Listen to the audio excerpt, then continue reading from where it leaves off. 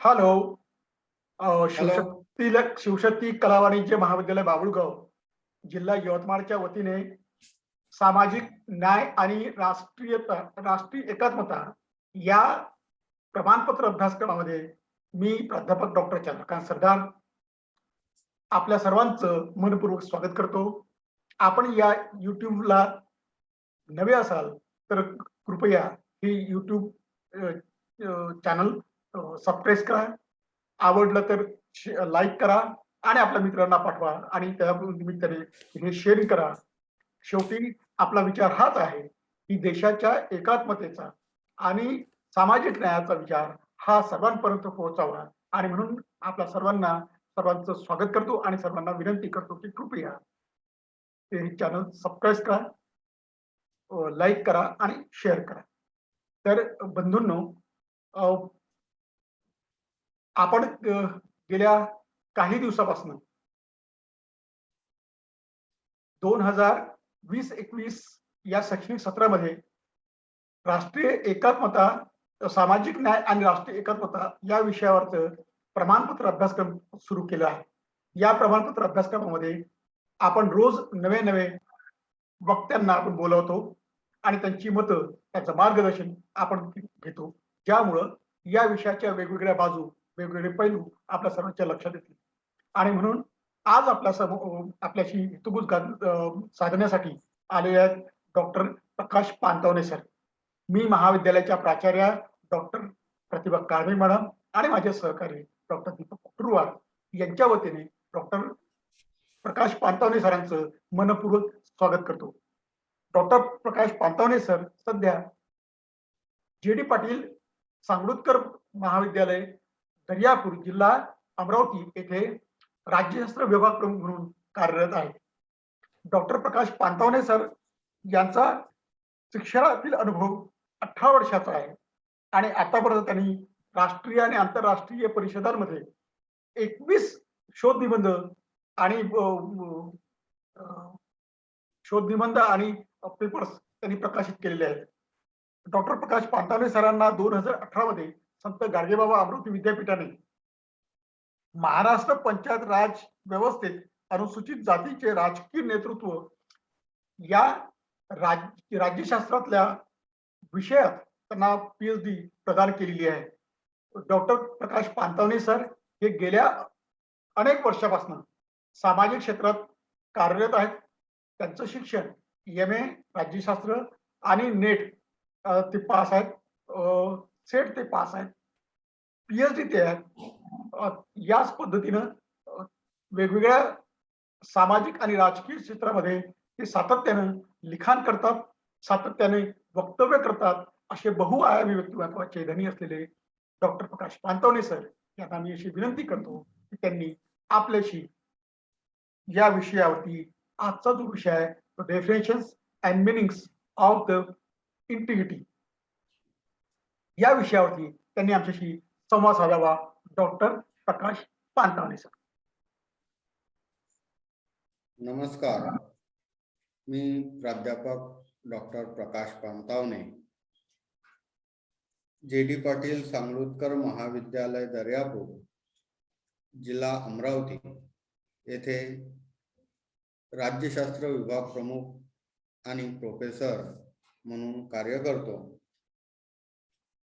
आज शिवशक्ती कला व वाणिज्य महाविद्यालय बाभुळगाव, जिल्हा यवतमाळ यांच्या वतीने हा जो सर्टिफिकेट कोर्स आयोजित केलेला आहे, या सर्टिफिकेट कोर्स अंतर्गत राष्ट्रीय एकात्मतेचा अर्थ आणि व्याख्या हा माझ्याकरता दिलेला विषय आहे. मी सर्वप्रथम महाविद्यालयाचे प्राचार्य, या कोर्सचे समन्वयक आणि आज या माझ्या व्याख्यानासाठी उपस्थित असलेले सर्व पार्टिसिपंट्स यांचं मी मनपूर्वक धन्यवाद देतो की त्यांनी मला येथे विषय मांडण्याची संधी दिली आणि आपण या कोर्समध्ये सहभाग घेऊन मला ऐकत आहात. मित्रांनो, राष्ट्रीय एकात्मता. राष्ट्रीय एकात्मता म्हणजे काय? राष्ट्रीय एकात्मतेचा अर्थ काय? त्याच्या व्याख्या काय? या विषयावर बोलत असताना आज राष्ट्रीय एकात्मता ही देशासाठी, समाजासाठी आणि एकूणच मानवजातीसाठी महत्त्वाची ठरलेली बाब आहे. राष्ट्रीय एकात्मता ही देशाच्या विकासासाठी, देशाच्या प्रगतीसाठी आज अत्यंत महत्त्वाची बाब आहे. आणि म्हणून राष्ट्रीय एकात्मता हा जो विषय आहे, हा विषय अत्यंत महत्त्वाचा आणि सर्वांसाठी हा गांभीर्याने घेण्याचा असा हा विषय आहे असं मला वाटतं. आता राष्ट्रीय एकात्मता ही जी संकल्पना आहे, तर राष्ट्र आणि राष्ट्रीय. राष्ट्र म्हणजे नेमकं काय? तर राष्ट्र म्हणजे जात, धर्म, वंश, भाषा, प्रदेश या विविध आधारावर कोणत्याही एका गोष्टीमुळे जर लोक एकत्र येत असेल आणि त्यांच्यामध्ये जर एकतेची भावना जर निर्माण होत असेल, आपण एक आहोत, आपला भूप्रदेश एक आहे, आपली भाषा एक आहे, आपली जात एक आहे, आपला धर्म एक आहे, आपण एका समूहाचे आहोत, अशी भावना जेव्हा लोकांमध्ये निर्माण होते तेव्हा त्यांचं राष्ट्र बनतं.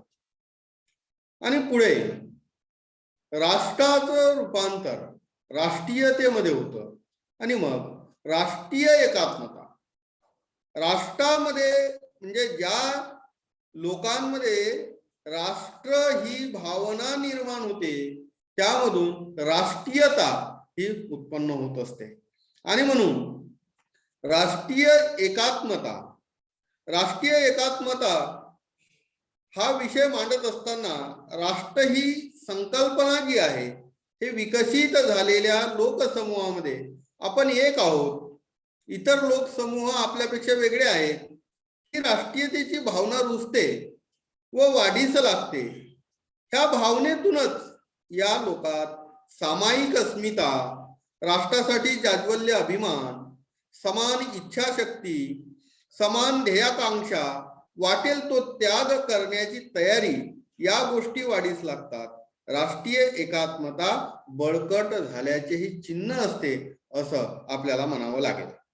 केवळ एकच भूप्रदेश आहे, एकच वंश, एकच भाषा, एकच धर्म, एकच संस्कृती असे एखाद्या समाजाचे एकरंगी स्वरूप असले की त्या समाजात राष्ट्रीय एकात्मता आहे असे म्हणणे हा राष्ट्रीय एकात्मतेचा मर्यादित अर्थ आहे असं म्हणावं लागेल. ज्या समाजात वांशिक भिन्नता, बहुविध भाषिकता, अनेक धर्माचे अस्तित्व, बहुविध सांस्कृतिक चालीरीती, जातीयता, वर्गीय भिन्नता इत्यादी वैविध्य म्हणजे विविधता असून देखील त्या समाजातील लोकात आपण एक आहोत ही भावना प्राबल्याने वास करीत असेल, त्या समाजाचे संघटन सुदृढरित्या टिकविले जात असेल, सर्वांच्या समान हिताची उद्दिष्टे गाठण्यासाठी सर्व प्रयत्नशील असतील, त्यासाठी आवश्यकता असेल तर संकुचित विचार, स्वार्थ बाजूला ठेवत असतील तर त्या समाजात राष्ट्रीय एकात्मता आहे असं म्हणता येईल. आणि मग राष्ट्रीय एकात्मता म्हणजे नेमकं काय? राष्ट्रीय एकात्मता कशाला म्हणायचं, याच्या व्याख्या काय आहे? तर LP मायर नावाचा एक विचारवंत आहे. हा LP मायर नावाचा विचारवंत राष्ट्रीय एकात्मतेची व्याख्या करताना असं म्हणतो की ज्या समाजात प्रस्थापित संस्था व त्यांच्याशी संबंधित असलेले हक्क व मूल्य यांचा सर्वसाधारणपणे स्वीकार केला जातो तो एकात्म समाज होय. अशा पद्धतीची राष्ट्रीय एकात्मतेची व्याख्या ही केली जात असते. डॉक्टर ब्रिजमोहन नावाचा विचारवंत आहे. हा डॉक्टर ब्रिजमोहन नावाचा विचारवंत असं म्हणतो की राष्ट्रीय एकात्मता ही अशी एक मानसिक सामाजिक प्रक्रिया आहे की ज्यात सर्व प्रकारचे समूह आपापल्या संकुचित निष्ठा ओलांडून राष्ट्राने स्वीकारलेल्या उद्दिष्टाच्या पूर्ततेत समान सहभाग घेत असतात. अशा पद्धतीची राष्ट्रीय एकात्मता ही एक मानसिक सामाजिक प्रक्रिया आहे असं डॉक्टर ब्रिजमोहन सांगतात. बेंजामिन नावाचा विचारवंत आहे. हा बेंजामिन नावाचा विचारवंत असं म्हणतो की देशातील सर्व लोकांना समान अस्मितेसाठी सामील करून घेणे म्हणजे राष्ट्रीय एकात्मता होय. तो पुढे असं म्हणतो की national integration refers to the assimilation of the entire people of country to a common identity. म्हणजे राष्ट्रीय एकात्मता ही देशातील सर्व लोकांना समान अस्मितेसाठी सामील करून घेण्याची प्रक्रिया होय. अशा पद्धतीची राष्ट्रीय एकात्मतेची व्याख्या हा बेंजामिन नावाचा विचारवंत करतो. आणि मग राष्ट्रीय एकात्मता म्हणजे नेमकं काय? राष्ट्रीय एकात्मता निर्माण होण्यासाठी सामाजिक एकात्मता व भावनिक एकात्मता या दोन्ही गोष्टी घडून येणे आवश्यक असते. म्हणजे सामाजिक एकात्मताही असली पाहिजे, भावनिक एकात्मताही असली पाहिजे. भावनिक आणि सामाजिक एकात्मता जर लोकांमध्ये असेल तर राष्ट्रीय एकात्मता ही घडून येऊ शकते. आणि राष्ट्रातील विविध भागाचे म्हणजे राष्ट्रामध्ये असणारे विविध वंश असेल, भाषा असेल, धर्म असेल, जात असेल यासारख्या संपूर्ण राष्ट्रासाठी एकात्मीकरण होणे ही सामाजिक एकात्मता होय. तर विविध भाग जे आहेत या विविध भागांचे परस्परांशी एकात्मीकरण होणे म्हणजे भावनिक एकात्मता होय. आणि भारतातील एका समूहाने राष्ट्राची एकात्मीकरण साधताना दुसऱ्या समूहाशी देखील एकात्मीकरण साधले पाहिजे. आणि म्हणून राष्ट्रीय एकात्मता काय आहे तर राष्ट्रीय एकात्मता ही मानसिक भावना आहे. ती जबरदस्तीने तयार करतायत, ती यांत्रिक स्वरूपाची नाही. तर राष्ट्रीय एकात्मता ही मानसिक स्वरूपाची भावना आहे. म्हणजे मनामध्ये ती निर्माण झालं पाहिजे. व्यक्तीच्या मनामध्ये निर्माण होणारी म्हणजे स्पॉन्टिशियसली म्हणजे एकाएकीच ती निर्माण झाली पाहिजे. ती निर्माण करता येत नाही. राष्ट्रीय एकात्मता ही मानसिक भावना आहे. ती यांत्रिक पद्धतीने साध्य होणारे उत्पादन नाही. सर्व स्त्री पुरुषात जात, धर्म, वंश, भाषा इत्यादी भेदावर मात करून सर्वांच्या मनात एकमेकाबद्दल बंधुत्वाची, एकात्मतेची, राष्ट्रीयत्वाची भावना वास करीत राहिली पाहिजे. समूहनिष्ठा व राष्ट्रनिष्ठा यात नेहमीच राष्ट्रनिष्ठेच्या बाजूने कौल दिला पाहिजे. त्यासाठी विशिष्ट अशी मनोवृत्ती, विशिष्ट असा दृष्टिकोन निर्माण झाला पाहिजे. सर्वांची इच्छा, आकांक्षा यांच्यात सुसंवाद निर्माण झाला पाहिजे. राष्ट्रीयतेस पोषक अशा व्यक्तिमत्वाची जडणघडण झाली पाहिजे. यासाठी आपला धर्म, भाषा, वेश, चालीरीती, इच्छा, आकांक्षा पूर्णतः टाकून दिल्या पाहिजे. असं नाही तर त्याचा असा स्वीकार झाला पाहिजे की ज्यामुळे राष्ट्रीय उद्दिष्टाशी त्याला सुयोग्य सुसंवाद, मनोहारी संगम होईल. विविधतेतून एकता असा याचा अर्थ होय. म्हणजे राष्ट्रीय एकात्मता काय तर विविधतेतून एकता ही निर्माण झाली पाहिजे. आणि मग राष्ट्रीय एकात्मता म्हणजे आपल्याला राष्ट्रीय एकात्मतेच्या संदर्भात शिवाजी महाराजांच्या काळातलं उदाहरण आपल्याला घेता येईल. शिवाजी महाराजांचं जेव्हा राज्य रयतेचं राज्य जेव्हा स्थापन करण्याचा प्रयत्न झाला आणि शिवाजी महाराजांनी जेव्हा रयतेचं राज्य आपलं स्वतःचं एक राज्य असलं पाहिजे, तर त्या मावळ्यांच्या भरवशावर शिवाजी महाराजांनी एक हिंदवी स्वराज्य स्थापन केलं. तर त्यासाठी शिवाजी महाराजांनी राष्ट्रीय एकात्मता साधण्याचा प्रयत्न केला. म्हणजे शिवाजी महाराजांच्या संदर्भात आपण असं म्हणतो की ते शिवाजी महाराजांनी हिंदूंचं राज्य स्थापन केलं, चुकीचं आहे. शिवाजी महाराजांनी रयतेचं राज्य स्थापन केलं, हिंदवी राज्य स्थापन केलं. त्यासाठी शिवाजी महाराजांच्या काळामध्ये शिवाजी महाराजांच्या सोबत असणारे जे काही मावळे होते हे एका विशिष्ट जातीचे विशिष्ट धर्माचे नव्हते. 18 पगड जातीचे असणारे मावळे शिवाजी महाराजांवर निष्ठा ठेवून होते. मुस्लिम असणारे अनेक सरदार शिवाजी महाराजांसाठी जीव लावत होते.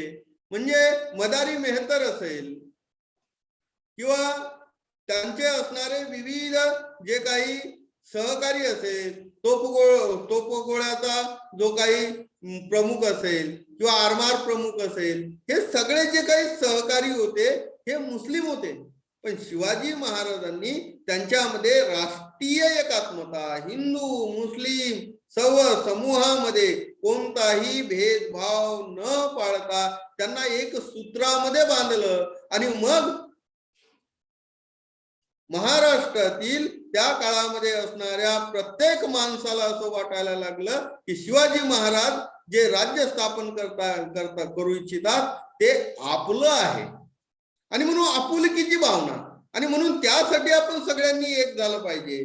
त्यासाठी शिवाजी महाराजांना आपण साथ दिली पाहिजे.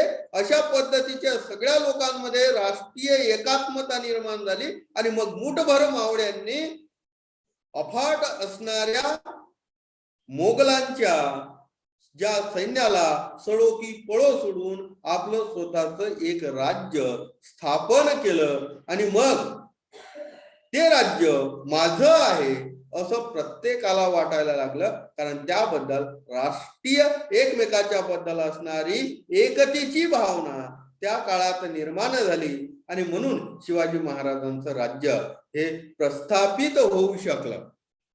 मग राष्ट्रीय एकात्मता ही अशा विविध, म्हणजे तो कोणत्याही जातीचा असो, धर्माचा असो, वंशाचा असो, या सगळ्या लोकांमधून आपण या देशाचे नागरिक आहोत, आपण या देशाचे घटक आहोत. आणि म्हणून आपण या देशासाठी बलिदान देखील करायला तयार असलं पाहिजे. अशा पद्धतीची भावना जेव्हा लोकांमध्ये निर्माण होते, म्हणजे तो कोणत्याही जातीचा असो, हिंदू असो, मुस्लिम असो, ख्रिश्चन असो, ईसाई असो, बौद्ध असो, या सर्व लोकांमध्ये आपापले मतभेद विसरून, म्हणजे जातीचे, धर्माचे, वंशाचे सगळे मतभेद विसरून जेव्हा लोक एकत्र येतात आणि एक आहोत अशा पद्धतीची जेव्हा त्यांच्यामध्ये भावना निर्माण होते, अशी ही जी भावना आहे, एकीची भावना, तेव्हा या विविध समूहामध्ये निर्माण झालेली एकीची भावना म्हणजे राष्ट्रीय एकात्मता होय. अशा पद्धतीच्या राष्ट्रीय एकात्मतेचा अर्थ आपल्याला मित्रांनो सांगता येईल. राष्ट्रीय एकात्मता ही भारतामध्ये प्रारंभीच्या काळापासून, म्हणजे भारताला जेव्हा स्वातंत्र्य मिळायचं होतं तेव्हा देखील इंग्रजांच्या काळामध्ये भारतामधील सगळ्या जातीचे, धर्माचे, वंशाचे लोक एकत्र आले. हिंदू, मुस्लिम, शीख, ईसाई सगळे एकत्र आले आणि सगळे एकत्र येऊन या इंग्रजी साम्राज्याला त्यांनी हादरवून सोडलं आणि भारताला स्वातंत्र्य केलं. पण जर हे असं नसतं झालं तर याचा फायदा हा परकीयांनी घेतला. म्हणजे भारताला वर स्वातंत्र्य का आलं, तर भारतावर स्वातंत्र्य येण्याचं कारणच हे आहे की भारतामध्ये जातीच्या आधारावर, धर्माच्या आधारावर, वंशाच्या आधारावर अशा पद्धतीने गटातटामध्ये विभागलेले होते. त्यांच्यामध्ये एकीची भावना नव्हती, ते कधी एकत्र आले नाही. आणि म्हणून मग आधी मोगलांनी, नंतर येणाऱ्या वेगवेगळ्या परकीय सत्तांनी त्याचा फायदा भारतीयांचा घेतला आणि भारताला गुलामगिरीत जावं लागलं. 150 वर्षापर्यंत इंग्रजांनी देखील कोळा आणि धोळा या नीतीचा अवलंब करून भारताला पारतंत्र्यामध्ये ठेवलं. एवढी मोठी किंमत, राष्ट्रीय एकात्मता ही भारतीयामध्ये त्या काळामध्ये निर्माण न झाल्यामुळे भारतीयांना मोजावी लागली. आणि म्हणून राष्ट्रीय एकात्मता ही राष्ट्राच्या प्रगतीसाठी, राष्ट्राच्या उन्नतीसाठी, म्हणजे व्यक्तीचा विकास झाला म्हणजे समाजाचा विकास होईल, समाजाचा विकास झाला तर राज्याचा विकास होईल, राज्याचा विकास झाला तर संपूर्ण जगाचा विकास होऊ शकेल. आणि म्हणून या देशाचा विकास जर करायचा असेल तर एकतेची भावना ही प्रत्येकामध्ये असली पाहिजे. प्रत्येकाने एक आहो असं म्हटलं पाहिजे. त्याची सुरुवात आपल्या कुटुंबापासून झाली पाहिजे. म्हणजे कुटुंबामध्ये एकता, भावाभावामध्ये भांडणं असता कामा नये, शेजाऱ्या शेजाऱ्यामध्ये भांडणं असता कामा नये. शेजारी, कुटुंब, मोहल्ला, गाव अशा पद्धतीने एकतेची भावना आपल्यामध्ये जर निर्माण झाली तर त्यामधून राष्ट्रीय एकात्मता ही निर्माण होऊ शकते. आणि मग राष्ट्रीय एकात्मतेचा आपल्याला प्रत्यय भारतामध्ये राष्ट्रीय एकात्मता ही काळा म्हणजे प्रसंगावर नुसार आपल्याला पाहायला मिळते. म्हणजे जेव्हा देशामध्ये संस्थानांचं विलिनीकरण जेव्हा करण्याचा प्रयत्न झाला, सरदार वल्लभभाई पटेल यांनी संस्थानांचं विलिनीकरण केलं आणि राष्ट्राला एकतेच्या सूत्रामध्ये बांधण्यासाठी अखंड भारताचं जे स्वप्न त्यांनी पाहिलं होतं, त्यावेळेस वेगवेगळ्या जातीचे, धर्माचे लोक वेगवेगळ्या संस्थानामध्ये होते, परंतु त्यांनी देखील भारताच्या एकतेसाठी, अखंड भारतासाठी संपूर्ण संस्थानांचं जवळपास 553 संस्थानं भारतामध्ये, त्याच्यापेक्षा जास्त संस्थानं भारतामध्ये होती, त्या सगळ्यांचं विलिनीकरण जे शक्य झालं त्याचं कारण त्या काळात असलेल्या लोकांमध्ये राष्ट्रीय एकात्मतेचं दर्शन आपल्याला त्या काळामध्ये घडलं. जेव्हा 1962चं युद्ध झालं, 1965चं युद्ध झालं, 1971चं युद्ध झालं, 1975च्या दरम्यान आलेली आणीबाणीची परिस्थिती असेल, या काळात देखील संपूर्ण देश, या देशाच्या मागे देशामध्ये असणारी संपूर्ण जनता ही एक झाली आणि एक होऊन राष्ट्रीय एकात्मतेचं दर्शन त्या काळात देखील जनतेने घडवून दिलं. आणि म्हणून राष्ट्रीय एकात्मता ही जेव्हा जेव्हा देशाला गरज पडते, जेव्हा जेव्हा देश संकटात येतो, अडचणीत येतो, तेव्हा भारतामधील लोक हे दाखवतात. परंतु राष्ट्रीय एकात्मता ही काही प्रासंगिक नाही. काही प्रसंग घडला, संकट आलं म्हणजेच एकात्मतेचं दर्शन घडलं पाहिजे असं नाही. तर राष्ट्रीय एकात्मतेचं दर्शन हे अनंत काळ सातत्याने जर घडत असेल, सातत्याने जर राष्ट्रीय एकात्मता ही जपली जात असेल तर देशाचा विकास होण्यामध्ये, देशाची प्रगती होण्यामध्ये काहीच वेळ लागणार नाही. कोरोनाच्या काळामध्ये आपण पाहिलं, कोरोनाच्या काळामध्ये एक अकोल्याचं उदाहरण, अकोल्यामध्ये कोरोनामुळे एका हिंदू व्यक्तीचं निधन झालं. अत्यंत श्रीमंत कुटुंबामध्ये असणारी ही व्यक्ती, अत्यंत श्रीमंत कुटुंबात असलेली पत्नी आणि मुलगा त्या व्यक्तीला होता. मुलगा नागपूरला राहत होता, पत्नी आणि ते गृहस्थ अकोल्याला राहायचे, रामदास पेठ म्हणून. कोरोनामुळे मृत्यू झाला आणि कोरोनामुळे मृत्यू झाल्यामुळे मग त्याच्या मुलाला सांगण्यात आलं की तुमच्या वडिलांचा मृत्यू झालेला आहे, तुम्ही प्रेत घ्यायला या. परंतु त्या मुलाने, माझा वडील कोरोनामुळे मेला, कोरोनामुळे माझ्या वडिलांचा मृत्यू झाला, मला देखील कोरोना होऊ शकते, आणि म्हणून मग त्या व्यक्तीच्या मुलाने त्यांचा मृतदेह स्वीकारण्यास नकार दिला. म्हणजे मेल्यानंतर देखील वडिलांचं चेहरा पाहण्यासाठी देखील मुलगा आला नाही. नागपूरवरून अकोल्याला आला, परंतु वडिलांचं प्रेत घ्यायला तो गेला नाही. आणि मग असा प्रश्न निर्माण झाला की आता यांचा अंत्यविधी कोणी करायचा.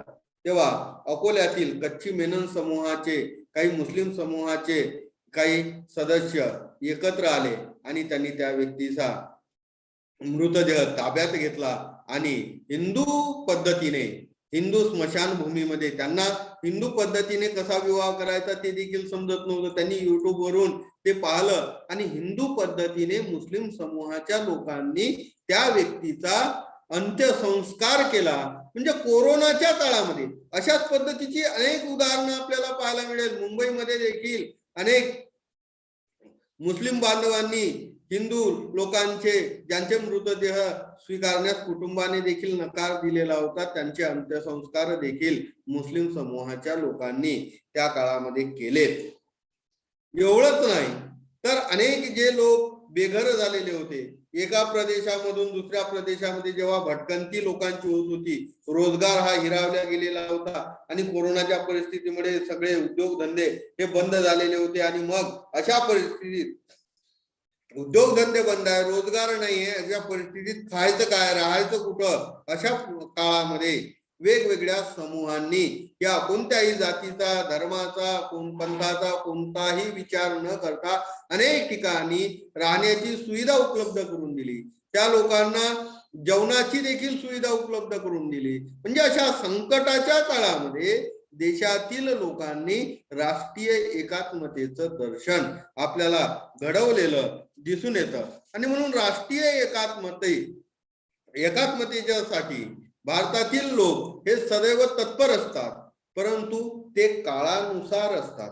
ते सातत्य असलं पाहिजे. प्रसंगानुरूप राष्ट्रीय एकात्मता ही भारतीयामध्ये येतेच, परंतु राष्ट्रीय एकात्मता जर सातत्याने जर भारतीयामध्ये जर राहिले तर मग मात्र देशाची प्रगती होण्यासाठी वेळ लागणार नाही. म्हणजे राष्ट्रीय एकात्मता लोकांमध्ये जागरूक असली पाहिजे, ती सदैव असली पाहिजे. राष्ट्रीय एकात्मतेमध्ये अनेक अडथळे येतात. राष्ट्रीय एकात्मतेमध्ये जेव्हा एखाद्या राष्ट्रातील विघटनकारी शक्ती तोंडवर काढून त्या देशातील राष्ट्रीय एकात्मता धोक्यात आणू पाहतात, तेव्हा राष्ट्रीय एकात्मतेची समस्या उभ्या देशाला आव्हान ठरते. भारताला स्वातंत्र्य मिळाल्यापासून कमी अधिक प्रमाणामध्ये राष्ट्रीय एकात्मतेस तडे जाऊन तिचे पुन्हा लहान लहान तुकडे पडतात की काय, किंवा पुन्हा दुसऱ्या देशाचे किंवा दुसऱ्या राष्ट्राचे आपल्यावर पारतंत्र्य येईल की काय, असे चिंता करायला लावणारे अनेक प्रसंग व स्थिती आजच्या काळात मित्रांनो निर्माण झालेली आहे. स्वातंत्र्याच्या समान ध्येयांची पूर्तता झाल्यावर शिगेला पोचलेली राष्ट्रवादाची व राष्ट्रीय एकात्मतेची भावना ओसरू लागली. जात, धर्म, भाषा, प्रांत, विविध आर्थिक राजकीय हितसंबंध अशा संकुचित भावना बेबंद होत असताना आपल्याला दिसून येतात. त्यांनी थोड्याच काळात अकराळ विक्राळ स्वरूप आज धारण केलेलं आपल्याला दिसून येतं. स्वतंत्र भारताचा इतिहास जसा एकीकडे वैभवशाली आहे, तसा महात्मा गांधींच्या हत्येपासून ते राजीव गांधींच्या हत्येपर्यंत विविध विघटनवादी शक्तींनी भारतातील एकात्मताच धोक्यात आणणारा भयावह, लांछनास्पद तसेच कल्याणकारी राज्याची प्रगती कुंठित करणारा प्रकार आहे असं आपल्याला म्हणावं लागतं. आणि म्हणून भारताच्या राष्ट्रीय एकात्मतेपुढे विविध अडथळे हे निर्माण झालेले आपल्याला दिसून येतात. राष्ट्रीय एकात्मतेपुढे कोणकोणते अडथळे आहेत, तर राष्ट्रीय एकात्मतेपुढे भाषावाद हा एक मोठा अडथळा असलेला आपल्याला दिसून येतो. भारताच्या विविध प्रांतांमध्ये भाषावादाने संघर्ष निर्माण केलेला आहे. म्हणजे महाराष्ट्राची मराठी असेल, उत्तर प्रदेश बिहारची हिंदी असेल, तिका पश्चिमेकडील भागातील जी काही तामिळ भाषा असेल, इंग्रजी भाषा असेल, अशा पद्धतीच्या वेगवेगळ्या भाषेच्या आधारावर भाषावादाने संघर्ष निर्माण झालेला आपल्याला दिसून येतो. विविध राजकीय नेते जे आहे हे याचं भांडवल करताना आपल्याला दिसून येतात आणि या भाषेचा आधार घेऊन ते सत्तेसाठी त्याचा वापर करीत असलेले आपल्याला दिसून येतात. म्हणजे 1955 मध्ये जेव्हा प्रांतरचना, भाषावार प्रांतरचना करण्यात आली, प्रशासनाच्या दृष्टिकोनातून ही सोय बाजूला राहिली आणि त्यातून माणसे ही दुखावली गेली. म्हणजे भाषावार प्रांतरचना जेव्हा निर्माण झाली तेव्हा विविध भाषेच्या आधारावर माणसामध्ये विभागलेली आपल्याला दिसून येते. आणि म्हणून भाषावाद हा एक मोठा अडथळा राष्ट्रीय एकात्मतेमध्ये असलेला आपल्याला दिसून येतो. प्रांतवाद हा दुसरा अडथळा आपल्याला दिसून येतो. म्हणजे एक समुदायामधील लोकांनी दुसऱ्या समुदायातील आणि धर्मातील लोकांचा द्वेष करणे हा संप्रदायवादाचा आपल्याला प्रकार दिसून येतो. प्रामुख्याने धार्मिक दंगली संप्रदायवादातून निर्माण होत असताना आपल्याला दिसून येतात. तसेच धार्मिक विद्वेषाची निर्मिती संप्रदायवादातूनच होत असते. हिंदू मुस्लिमांचे अलीगड असेल, भिवंडी असेल, ठाणे असेल, मालेगाव असेल, या विविध ठिकाणी संघर्ष हे धार्मिक संघर्ष होत असताना आपल्याला दिसून येते. खलिस्तानची जी चळवळ आहे, ही खलिस्तानची चळवळ ही देखील संप्रदायवादातून निर्माण झालेली आपल्याला दिसून येते. आणि म्हणून संप्रदायवाद हा देखील राष्ट्रीय एकात्मतेमध्ये अडथळा असलेला दिसून येतो. जातीयवाद हा देखील राष्ट्रीय एकात्मतेमध्ये अडथळा निर्माण झालेला आपल्याला दिसून येतो. कोणत्याही एका जातीप्रती एकतर्फी अथवा पक्षपाती स्वरूपाची असणारी जी निष्ठा म्हणजे जातीयवाद होय. DN प्रसाद यांनी असं म्हटलेलं आहे की एखाद्या जातीची असणारी निष्ठा जेव्हा कृतीत रूपांतरित होते तेव्हा तो जातीयवाद होतो. भारतामध्ये श्रेष्ठ, कनिष्ठता, पवित्र, अपवित्र अशा स्वरूपाचे जे काही जातीय आधारावर माणसामध्ये आपल्याला जो भेदाभेद दिसून येतो, ती जातीयवादाची भावना देखील राष्ट्रीय एकात्मतेमध्ये अडथळा निर्माण झालेली आपल्याला दिसून येते. तो देखील एक अडथळा आहे. प्रदेशवादाचा देखील एक अडथळा आहे. प्रादेशिक राजकीय पक्ष हे देखील राष्ट्रीय एकात्मतेमध्ये अडथळा निर्माण झालेले आपल्याला दिसून येतात. आणि म्हणून या विविध आधारावर भाषेच्या, धर्माच्या, जातीच्या, प्रदेशवादाच्या आधारावर लोकांमध्ये भांडणं होत असताना आपल्याला दिसून येतो, वितुष्ट होत असताना आपल्याला दिसून येतो. आणि म्हणून मग या राष्ट्रीय एकात्मतेमध्ये जातीचा अडथळा, धर्माचा अडथळा म्हणजे जातीच्या भिंती ह्या अधिक घट्ट होत असताना आपल्याला दिसून येतात.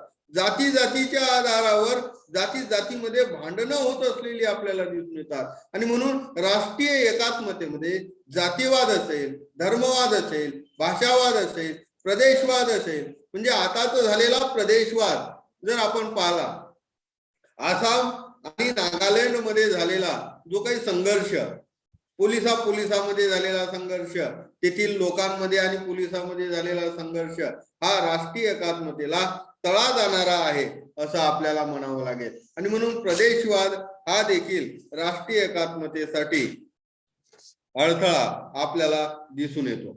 मग राष्ट्रीय एकात्मता जर जपायची असेल, राष्ट्रीय एकात्मता जर वृद्धिंगत करायची असेल, ती जर अधिक मजबूत करायची असेल तर काय केलं पाहिजे? तर धार्मिक, भाषिक, वांशिक, सांस्कृतिक वगैरे आधारावर ज्या काही विविधता आहेत त्या दूर करणे हुकुमशाहीला देखील शक्य झालेल्या नाही. उलट तशा प्रयत्नाने भारतातील राष्ट्रीय भावनाच नष्ट होतील, अराजक माजेल. तेव्हा एकीकडे विविधता जरी ठेवायची, पण या विविध लोकांमध्ये, समूहामध्ये आढळणारी आंतरिक एकात्मता जोपासण्यासाठी, तिचे खऱ्या अर्थाने संवर्धन होण्यासाठी काही गोष्टी ह्या करणं आवश्यक आहे. तरच राष्ट्रीय एकात्मता ही साधली जाऊ शकेल. अन्यथा ती साधली तर जाणार नाही. उलट सहकार्य, समन्वय, सहनशीलता, सद्भाव, सामंजस्य यावर आपण भर दिला पाहिजे. आणि म्हणून राष्ट्रीय एकात्मता जर वृद्धिंगत करायची असेल, अधिक मजबूत करायची असेल तर काय केलं पाहिजे? तर दारिद्र्य आणि लोकसंख्येविरुद्ध सर्वांनी लढा उभारला पाहिजे. दारिद्र्य रेषेखाली असणाऱ्या कुटुंबांना जगणे हाच मुख्य प्रश्न आहे. त्यांच्यासाठी राष्ट्रीय एकात्मता वगैरे ही दुय्यम बाब आहे.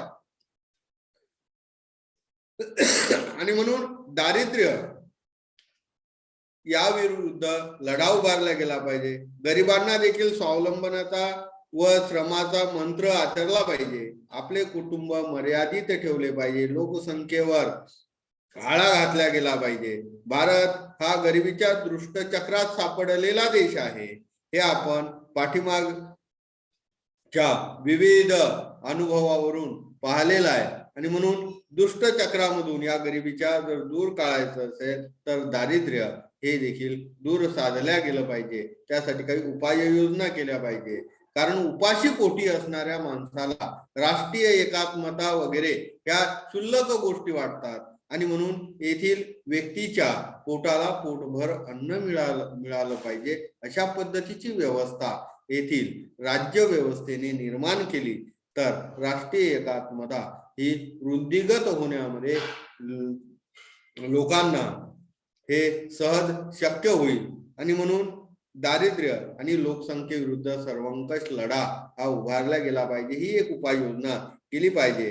संपर्क भाषेचा विकास झाला पाहिजे, त्याचा स्वीकार झाला पाहिजे. म्हणजे ज्या संपर्क भाषेचा प्रश्न हा केवळ सक्तीने नाही तर सामंजस्याने सोडवला गेला पाहिजे.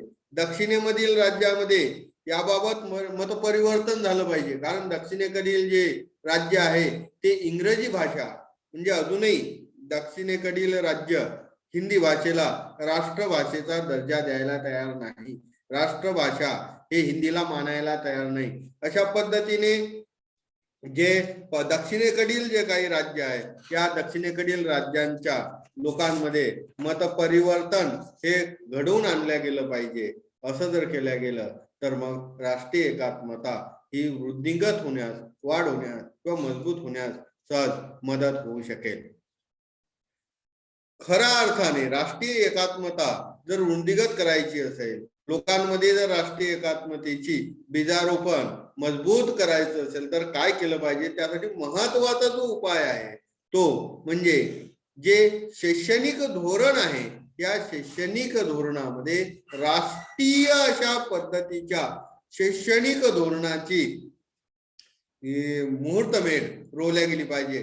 राष्ट्रीय अखिल भारतीय स्वरूपाचं राष्ट्रीय शैक्षणिक धोरण हे निर्माण केलं पाहिजे आणि केवळ तसं धोरणच निर्माण करून चालणार नाही तर त्याची अंमलबजावणी देखील झालं पाहिजे. म्हणजे ज्यामध्ये राष्ट्रपती राष्ट्राभिमान असेल, दुसऱ्या भाषेचा आदर असेल, जातीयतेचा धिक्कार असेल, धर्मनिरपेक्षता असेल, वडीलधाऱ्या माणसांनी राष्ट्रीय एकात्मतेला पोषक अशा स्वरूपाच्या ज्या काही गोष्टी आहेत त्या गोष्टी आपल्या कुटुंबातील लहान सहान मुलावर बिंबवल्या पाहिजे. शिक्षणातून, शाळेमधून, महाविद्यालयामधून तशा पद्धतीचे राष्ट्रीय एकात्मता निर्माण होणारे धडे हे विद्यार्थ्यांना शिकवल्या गेले पाहिजे. तशी सभा संमेलनं झाली पाहिजे, चर्चासत्र झाली पाहिजे. त्यासाठी जाणीवपूर्वक असे उपक्रम हे राबवल्या गेले पाहिजे.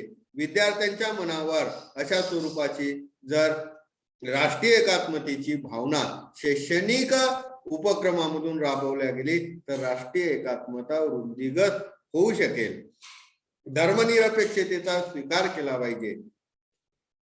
विशेष म्हणजे जे प्रचार साधन आहे या प्रचार साधनाचा देखील जे तांत्रिक इलेक्ट्रॉनिक मीडिया आहे हा इलेक्ट्रॉनिक मीडिया राष्ट्रीय एकात्मतेमध्ये बाधा निर्माण होतो की काय अशा पद्धतीच्या आजच्या परिस्थितीमध्ये आपल्याला दिसून येतं. कोणतंही चॅनल घ्या, म्हणजे कोणतंही इलेक्ट्रॉनिक चॅनल जर घेतलं तर त्यामध्ये आपल्याला केवळ राष्ट्रीय विद्वेष, लोकांमध्ये एकमेकाबद्दल असूया, एकमेकाबद्दल असणारा घृणा निर्माण करणारे अशा पद्धतीचे चॅनल हे इलेक्ट्रॉनिक मीडियामध्ये आज आपल्याला दिसून येतात. हिंदू मुस्लिम अशा पद्धतीच्या दंगली घडविणारे, अशा पद्धतीचे एका विशिष्ट धर्माच्या विरुद्ध द्वेष पसरवणाऱ्या बातम्या त्या इलेक्ट्रॉनिक माध्यमामधून दिल्या जात असताना आपल्याला दिसून येतात. विविध राजकीय पक्षाचे जे काही पुढारी आहेत हे विविध राजकीय पक्षाचे पुढारी म्हणजे देशाचं राजकारण, भारताचं राजकारण हे धर्मावर आधारित असलेलं आपल्याला दिसून येतं. धर्माला आधार मानून राजकारण केलं जातं. धर्मामध्ये म्हणजे निवडणुका आल्या की धर्मामध्ये वाद निर्माण करायचे, निवडणुका आल्या की धर्मामध्ये भांडणं लावायची. तशा पद्धतीने हेतू पुरस्सर जे सोशल मीडिया आहे या सोशल मीडियामधून जाती जातीच्या धर्माच्या विरोधातले वाद निर्माण करून तशा पद्धतीचे संघर्ष कसे निर्माण होईल आणि त्या आधारे कशा दंगली निर्माण होऊन आपलं राजकारण कसं हे शक्य करता येईल अशा पद्धतीचे प्रयत्न राजकीय पुढाऱ्याकडून केले जातात, ते टाळल्या गेलं पाहिजे. आणि म्हणून राष्ट्रीय एकात्मता ही एका व्यक्तीमधून दुसऱ्या व्यक्तीमध्ये अशी पाझरत गेली पाहिजे, ती सतत अशी अविरतपणे व्यक्तीमध्ये वास करत असली पाहिजे. असं जर झालं तर राष्ट्रीय एकात्मता ही वृद्धिगत होऊ शकेल. देशाच्या एकतेसाठी, देशाच्या विकासासाठी, देशाच्या प्रगतीसाठी राष्ट्रीय एकात्मता ही अत्यंत महत्वाची बाब आहे. आणि मग म्हणजे आपण पाहत तो करेल असं पाहत बसण्यापेक्षा आपण कुणीतरी त्याच्यासाठी पुढाकार घेतला पाहिजे. म्हणजे जंगलामध्ये एक जंगल होतं, जंगलामध्ये अनेक प्राणी राहायचे आणि जंगलाला एकाएकी आग लागली. जंगलाला आग लागल्यानंतर विविध प्राणी जीवाच्या आकांताने इकडे तिकडे सैरावैरा पळायला लागले. इकडे तिकडे सैरावैरा सगळे प्राणी जंगलामध्ये आग लागलेली असताना पळत होते. हे पळत असताना एक चिमणी होती, त्या चिमणीने ते पाहिलं की अरे जंगलाला आग लागलेली आहे, जंगल हे वनव्याने पुढे पुढे जाते आहे. आणि मग ती चिमणी काय करायला लागली तर ती चिमणी एका नजीकच्या एका तलावावर गेली. तेथे त्या तलावाच्या पाण्यामध्ये, त्या डबक्याच्या पाण्यामध्ये ती भिजायची, पंख ओले करायची, वर उडत यायची आणि वर उडत येऊन जे ते आग लागलेली होती त्याच्यावर आपले पंख अशा पद्धतीने झटकायची. पुन्हा जायची, पुन्हा यायची, पुन्हा पंख ओले करून त्या आगीवर झटकायची. असं तिथं सातत्याने चालू होतं. एक कावळा म्हणाला का अगं चिमणे, तू हे काय करते आहे? तुझ्या ह्या थेंबा थेंबाने ही आग विझणार आहे का? तेव्हा ती चिमणी म्हणाली, अरे मला माहित आहे की माझ्या ह्या थेंबा थेंबाने या लागलेल्या जंगलाची आग विझणार नाही, परंतु जेव्हा कधी या जंगलाचा इतिहास लिहिला जाईल